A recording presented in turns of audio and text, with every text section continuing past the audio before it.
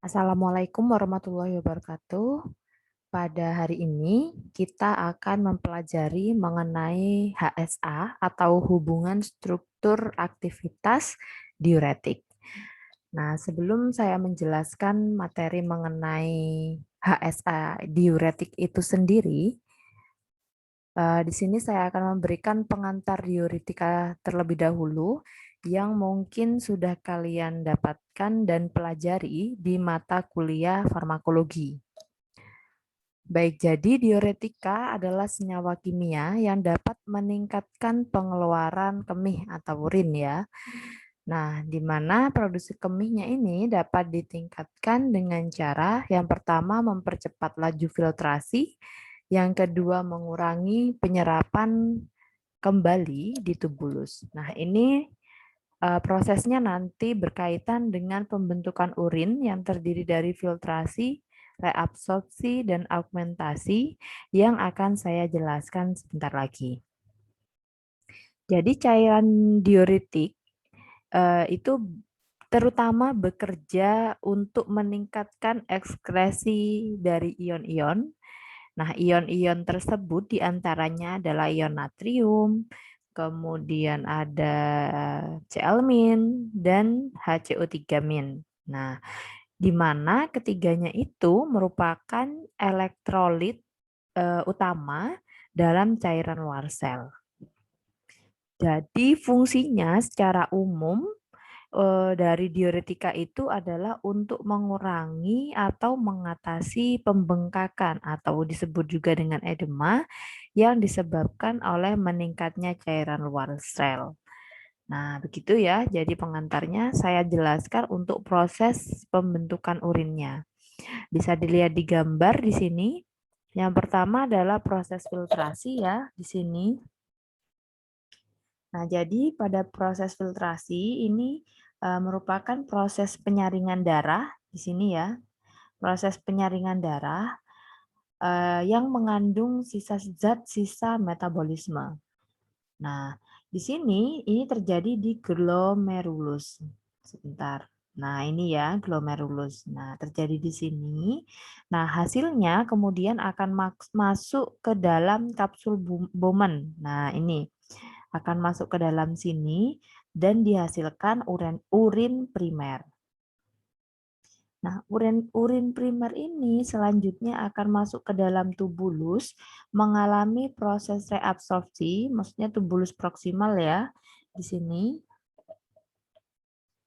Nah, kemudian nanti di tubulus proksimal akan menghasilkan urin sekunder. Nah, di sini nanti akan menghasilkan urin sekunder, kemudian urin sekundernya akan masuk ke dalam lengkung Henle ini. Nah, di sini terjadi osmosis air sehingga volume urin sekunder berkurang dan urinnya akan pekat. Nah, ini garam Na-nya dipompa keluar nih di sini. Kemudian urin sekunder selanjutnya masuk ke dalam tubulus distal sini, masuk ke dalam tubulus distal dan masuk ke dalam tahap augmentasi. Nah, masuk ke dalam tahap augmentasi ini merupakan pengumpulan zat-zat yang tidak dibutuhkan lagi oleh tubuh. Nah, setelah melewati tubulus distal, urinnya ini nanti kehilangan banyak air sehingga urinnya akan semakin pekat.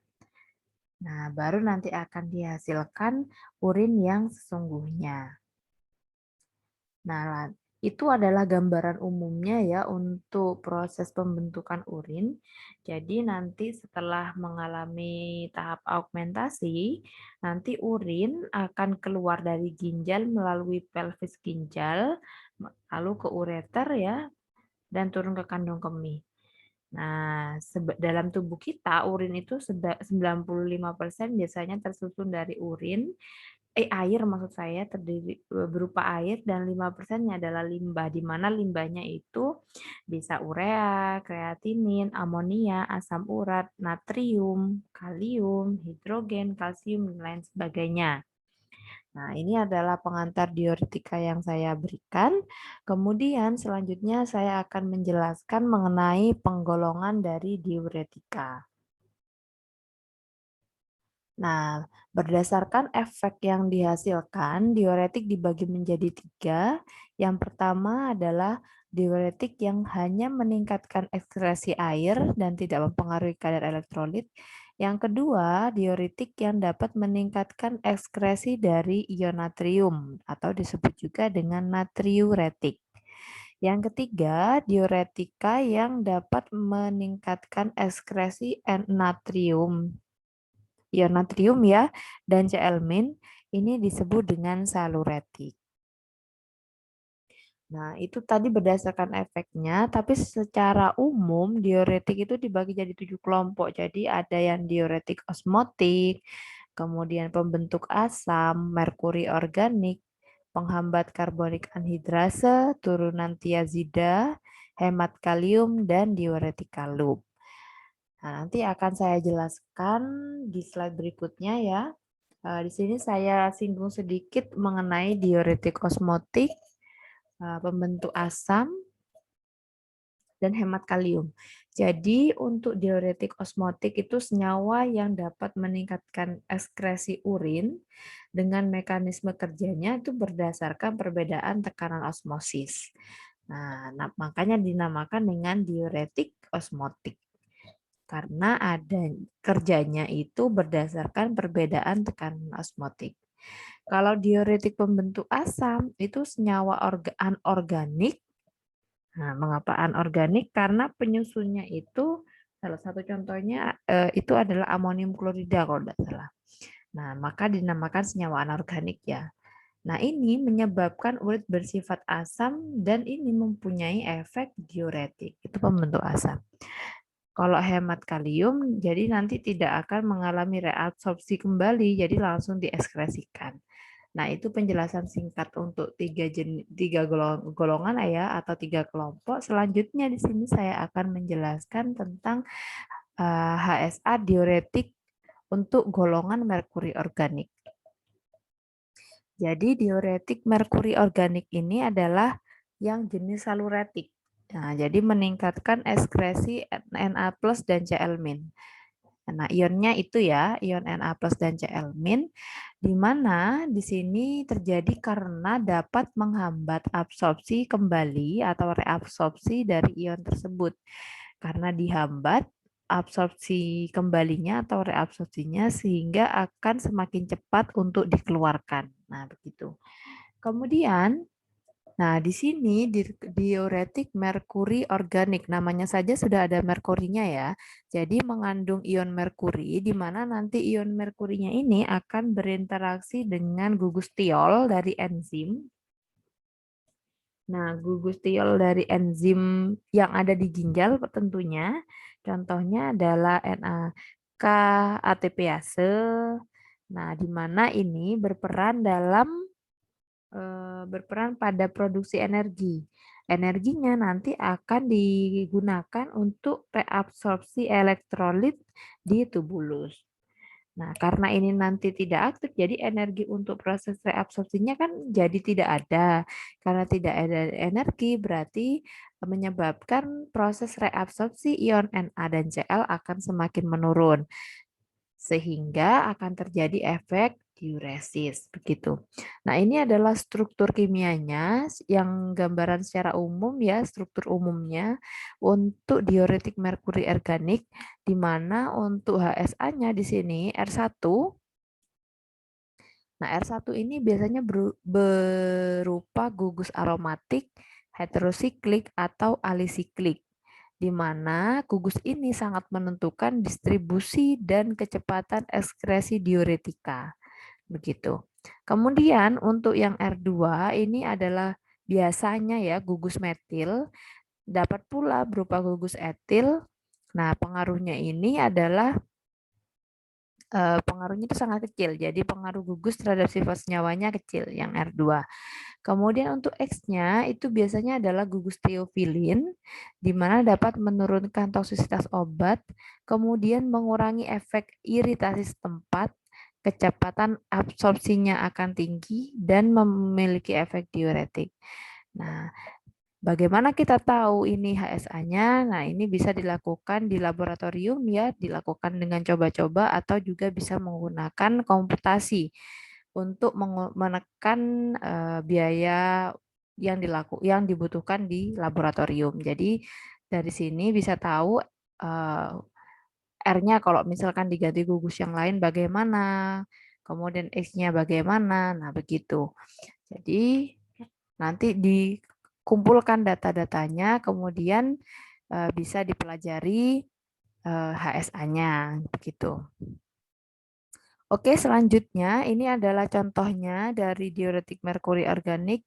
Contohnya adalah struktur molekul meretoxilin ini ya, di mana kadar Hg-nya sekian, dosisnya untuk dapat digunakan itu juga sekian, bisa dilihat. Nah, seperti yang dijelaskan tadi, untuk R1 itu adalah ini ya, gugus aromatik heterosiklik atau alisiklik. Nah, ini heterosiklik, substituennya banyak sekali, mengandung banyak heteroatom ya di sini. Kemudian yang R2-nya ini adalah metil. Kemudian di sini X-nya berupa ini ya. Ada gugus sulfitiolnya di sini. Nah, ini adalah contoh untuk obat atau senyawa diuretik merkuri organik. Selanjutnya saya jelaskan diuretika penghambat karbonik anhidrase. Jadi karbonik anhidrase itu merupakan metaloenzim yang berperan dalam pembentukan asam karbonat. Ini pasti sudah pernah kalian pelajari ya. Nah, di sini hasil reaksinya pembentukan asam karbonat. Nah, asam karbonat H2CO3. Nah, nanti kalau ini asam karbonat ini H2CO3 nanti pertama akan mengalami ionisasi ya, akan terion membentuk H+ dengan HCO3-. Nah, H+ ini nanti sebagai pengganti dari ion-ion Na+ dan K+ yang diabsorpsi kembali ke tubulus renalis. Nah, karena diabsorpsi kembali karena kerjanya ini mekanisme kerjanya seperti ini. Yang poin kedua. Nah, karena di sini kerja enzimnya itu dihambat, maka produksi asam karbonatnya menurun, H2CO3-nya menurun, sehingga ionisasinya juga menurun, H+ yang berfungsi untuk menggantikan Na dan K+ juga akan menurun. Sehingga reabsorpsi Na+-nya itu akan menurun, menyebabkan volume urinnya akan meningkat. Nah, begitu mekanismenya ya. Kemudian contohnya itu adalah obat ini ya. Acetazolamida atau Diamox. Ini strukturnya. Kemudian kalau misalkan dimodifikasi dengan menambahkan gugus metil di sini akan membentuk metazolamida. Nah, begini akan dijelaskan lebih lanjut di sini. Nah, di sini gugus sulfamoil itu berperan terhadap aktivitas diuretiknya. Jadi yang berperan terhadap aktivitas diuretiknya adalah ini, gugus sulfamoil ini.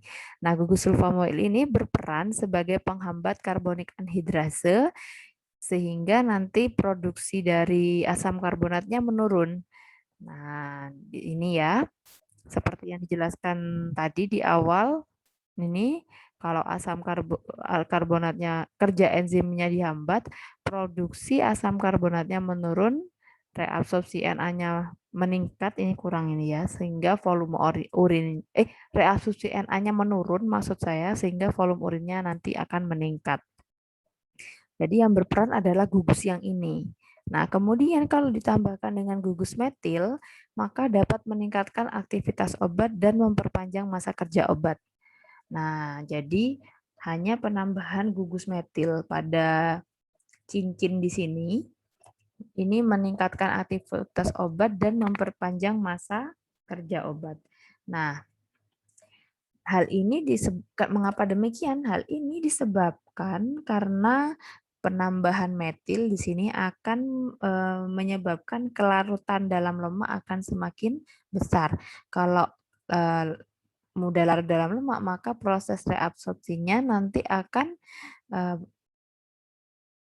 semakin tinggi ya. Jadi akan lebih condong ke reabsorpsi kembali sehingga menjadi afinitas terhadap enzimnya nanti akan lebih besar. Nah, di sini kalau ada metilnya, jadi yang metazolamida ini mempunyai aktivitas diuretiknya 5 kali lebih besar dibandingkan dengan asetazolamida. Jadi adanya gugus metil ini bisa menyebabkan aktivitas diuretiknya 5 kali lebih besar dibandingkan dengan yang tidak ada gugus metilnya.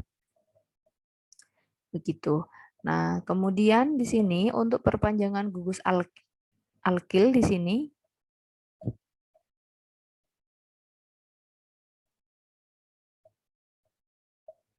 Nah, untuk perpanjangan gugus alkil ini yang ini ya, asetil ini, gugus asetil.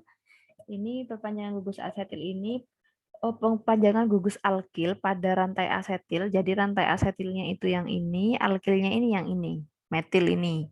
Nah, kalau misalkan ini diganti dengan etil dan propil dan lain-lain, ini dapat meningkatkan toksisitas dari obat itu sendiri. Nah, ini adalah hubung HSA untuk salah satu obat penghambat karbonik anhidrase. Selanjutnya adalah diuretika turunan tiozida.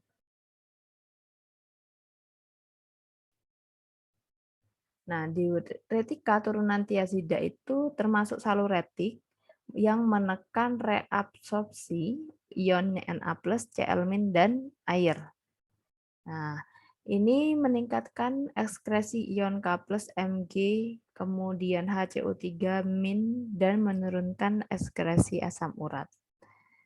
Nah, di sini diuretikanya itu mengandung gugus sulfamil atau sulfamoil seperti yang barusan saya sebutkan, yang ini ya.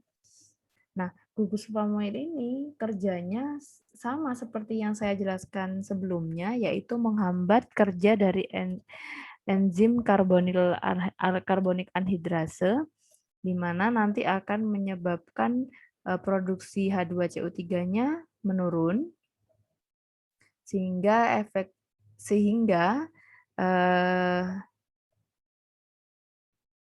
sehingga nanti akan menurunkan proses reabsorpsi dari ion Na+, sehingga volume urinnya nanti akan meningkat. Nah, itu fungsi gugus sulfamoil. Nah, efek saluratiknya di sini terjadi karena adanya pemblokan proses pengangkutan dari ion klorida dan absorpsi kembali ion yang menyertai di lengkung Henle. Ya, ini ya. Ini adalah strukturnya di sini. Saya lanjutkan untuk HSA-nya. Jadi HSA diuretik turunan tiazida yang pertama di sini. Nah, ini pada atom pertama dari cincin ini, di sini ya nomor 1, ini bisa diisi dengan gugus SO2 atau CO2, tetapi di sini kalau diganti dengan SO2 ini aktivitasnya lebih tinggi dibandingkan dengan CO2. Nah, kemudian untuk yang nomor 2 di sini, nomor 2 ini substituennya itu adalah alkil. R2-nya ini merupakan suatu alkil yang rendah. Nah, biasanya C-nya itu sedikit ya. Biasanya itu yang digunakan adalah gugus metil. Itu untuk yang nomor 2. Kemudian untuk yang nomor 3 di sini, substituennya R1 ini biasanya substituen yang bersifatnya adalah lipofil. Nah, contohnya adalah alkil terhalogenasi yaitu CH2Cl. Nah, ini fungsinya menentukan potensi dan durasi dari diuretiknya. Gitu. Kemudian untuk yang ini, jadi antara C3 di sini dengan 4, ini kalau ikatan rangkapnya itu hilang, jadi potensi diuretiknya akan meningkat sekitar 3-10 kali. Nah, ini sekarang kan sudah tidak ikatan rangkap lagi ya. Jadi potensi diuretiknya dengan struktur seperti ini bisa meningkat 3-10 kali. Oke, selanjutnya yaitu substitusi pada C4, C5 atau C8 dengan alkil. Nah, di sini C4 di sini C5 dan C8 kalau misalkan ditambah dengan substituen, misalkan di sini ada ikatan lagi, misalkan dikasih garis ke atas ditambah CH3 di sini juga. Nah, itu nanti bisa menurunkan aktivitas diuretiknya. Nah, di sini strukturnya tidak ditambahkan ya. Kemudian pada substituen yang terikat pada atom C nomor 6, ini adalah gugus aktivator atau penari elektron. Nah, jadi yang memiliki afinitas yang tinggi, afinitas elektron yang tinggi. Nah, ini penting untuk aktivitas diuretiknya. Karena ini kan berdekatan dengan gugus sulfamoil ini ya. Contohnya untuk substituen yang bisa digunakan atau substituen yang sifatnya adalah penari elektron itu adalah ion Cl-, Br-, atau CF3.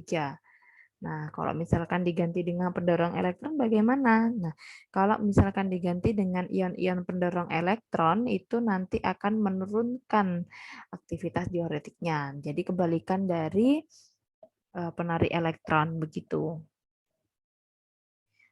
Nah, kemudian di sini yang C7. Nah, ini ya yang 7. Ini adalah gugus sulfamil atau sulfamoil ya. Yang ini. Nah, ini merupakan syarat mutlak untuk aktivitas diuretiknya. Jadi penjelasannya sama seperti yang sebelumnya. Ini fungsinya yaitu menghambat kerja dari enzim karbonik anhidrase yang menghasilkan H2CO3 yang nanti akan menurunkan reabsorpsi dari ion Na sehingga volume urinnya nanti akan meningkat. Nah, ini adalah HSA untuk diuretika turunan tiazida. Kemudian saya lanjutkan dengan diuretika loop. Nah, di sini diuretika loop itu merupakan senyawa saluretik yang sangat kuat. Nah, ini lebih kuat dari turunan tiazida ya.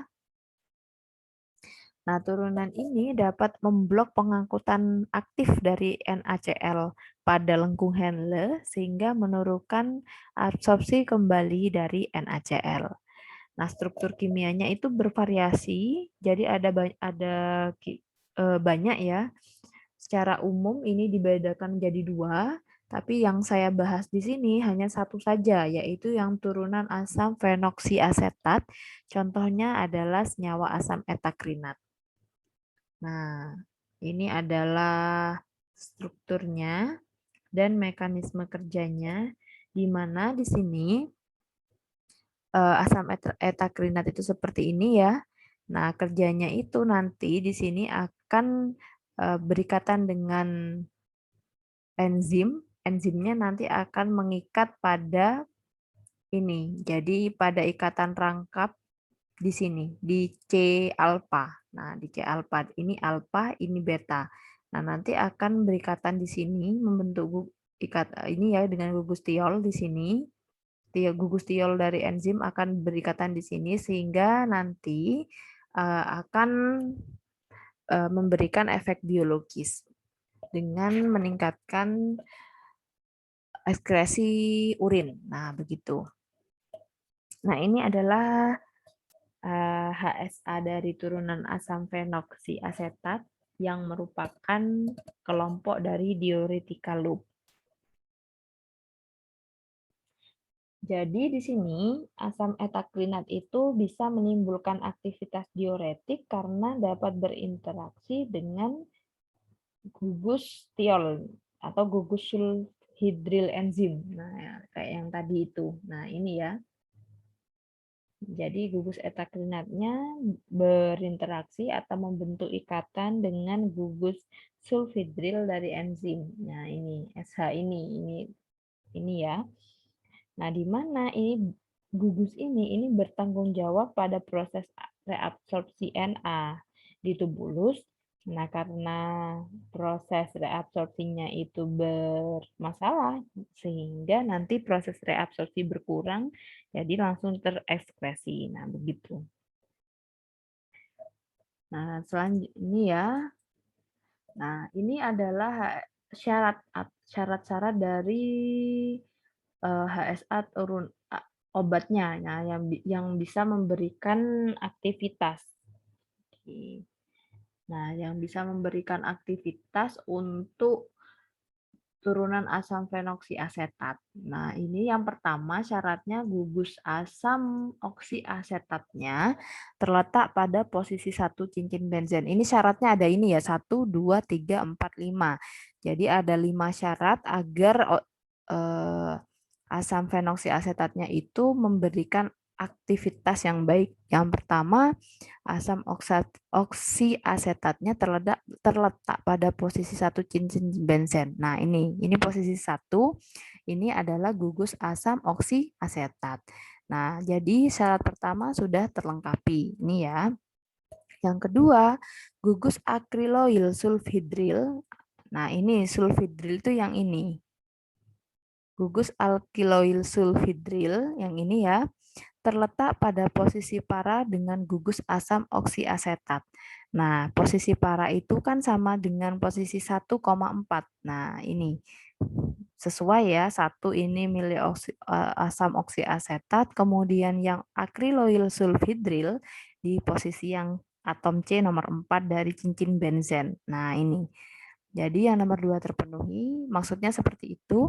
Yang ketiga, gugus aktivasi terletak pada posisi 3 atau 2 dan 3. Nah, ini gugus aktivasinya yaitu penarik elektronnya Cl- ada di posisi 2, 3 atau 2 dan 3. Nah, ini. Jadi ini posisinya seperti ini. Nah, posisinya di sini adalah orto ya. Ini bersebelahan. Nah, begitu. Kemudian di sini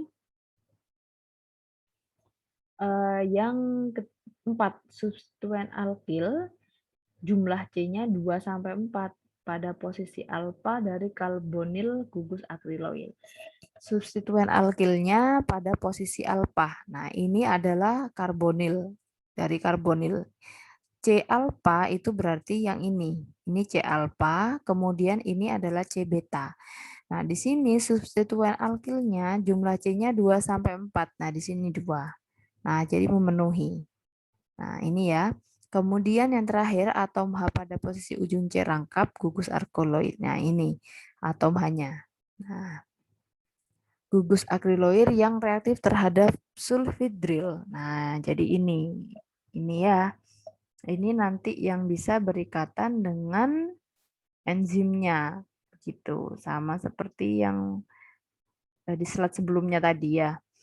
Nah, kemudian saya jelaskan HSA-nya. Untuk turunan asam fenoksiasetat, di sini saya ambil contohnya adalah asam etakrinat. Jadi yang tadi itu, yang ini adalah asam etakrinat, di mana saya cocokkan di sini asam etakrinat itu dengan syarat di mana turunan asam fenoksiasetat itu bisa memberikan aktivitas yang baik. Ini syaratnya. Kemudian ini adalah struktur dari asam etakrinat. Ternyata sudah memenuhi syarat-syarat itu, syarat-syarat untuk memberikan aktivitas yang baik. Nah, di sini yang pertama untuk HSA-nya, posisi para meningkatkan aktivitas. Nah, ini posisi tadi ya, asam oksiasetat, gugus asam oksiasetatnya itu berada pada posisi para. Ini bisa meningkatkan aktivitas. Posisi paranya maksudnya dengan gugus yang ini. Nah, misalkan posisinya itu orto atau meta, maka aktivitasnya itu akan menurun. Kemudian di sini posisi orto meningkatkan aktivitas, jadi dari gugus penarik elektron. Nah, ini meningkatkan aktivitas. Kalau misalkan posisinya itu meta, kalau posisinya itu meta, maka ini aktivitasnya akan lebih kecil dibandingkan dengan yang posisi orto.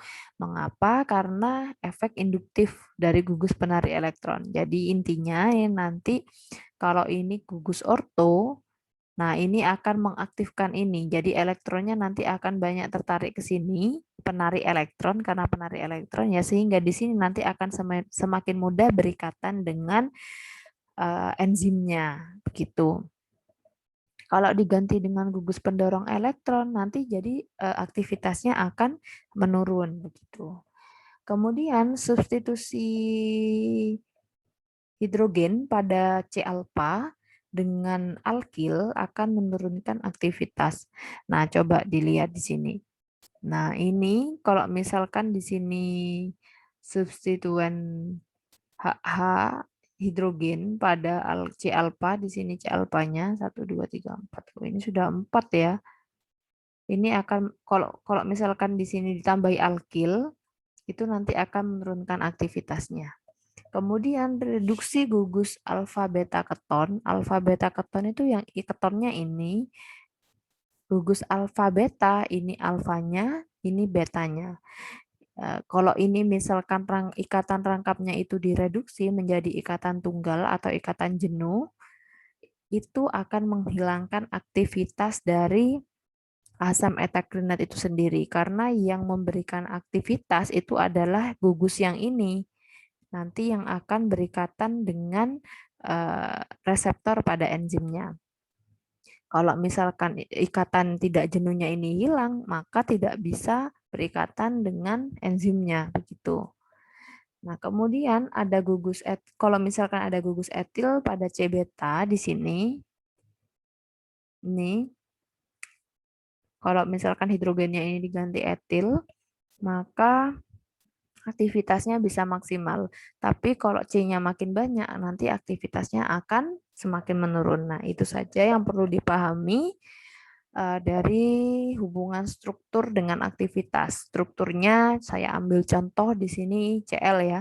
Kalau strukturnya ini Cl dalam posisi orto, maka aktivitasnya akan tinggi. Kalau misalkan Cl-nya pada posisi meta, dengan struktur meta, maksud saya, maka aktivitasnya akan semakin menurun. Nah, contohnya adalah seperti itu. Itu saja yang bisa saya sampaikan untuk penjelasan mengenai materi HSA, hubungan struktur aktivitas diuretik yang bisa saya jelaskan. Semoga bermanfaat. Apabila ada yang masih belum jelas, nanti bisa ditanyakan melalui WA Group. Saya akhiri. Wassalamualaikum warahmatullahi wabarakatuh.